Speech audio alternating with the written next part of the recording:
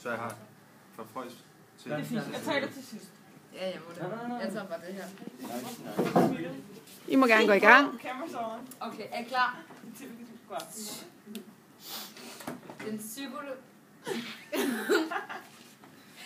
Den psykoanalytiske psykologi af Sigmund Freud.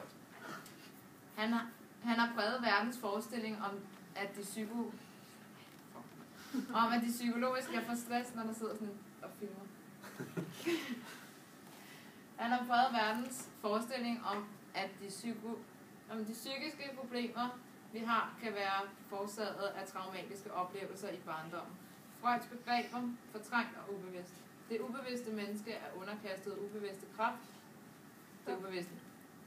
Mennesket er underkastet ubevidste kræfter, der ligger uden for viljen og bevidsthedens rækkevidde. Årsagen til meget af det, vi tænker og føler til daglig, mener Freud er skjult for os. Freuds personlighedsmodel skelner mellem et bevidst og et førbevidst og et ubevidst system i personligheden. Det bevidste er vores kontakt med omverdenen, sprog, fornuft og opmærksomhed. Det førbevidste, alt det, vi ikke er bevidste om her nu, men som vi hurtigt kan blive bevidste om, hvis vi ønsker det. Det ubevidste er de medfødte drifter og de fortrængte forestillinger og oplevelser, som vi ikke kan klare at være bevidste om. Og så har vi de 3 faser. Den orale fase, det er den første. Psykoanalysens fase. 0-1 år. Kendetegnet af grådighed, umættelighed og ved at være krævende med hensyn til behov for pleje og omsorg. Og den anale fase, det er cirka fra 1 til 3 år.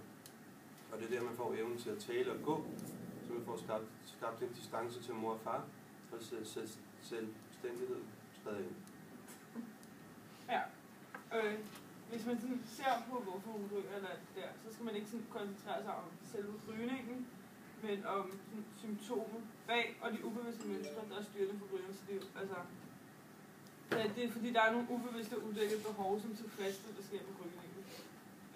Rygning kan ses som en erstatningstilfredsstillelse af et oralt behov, og det er præcis det, som hvis man trøstespis eller sådan noget, mener den her psykologi. Så det har intet at gøre med, at det er en cigaret, man tænder, det kan godt være alle mulige andre ting, som gjorde det. Og begge dele giver velvære og kan tilfredsstille nogle dybere behov, man har.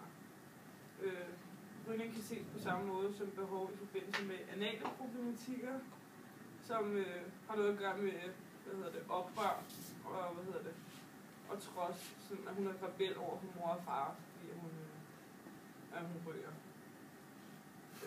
Psykoanalysen under andre omstændigheder at se på rygning som et symptom af et udviklet og fortrængt behov, der kan også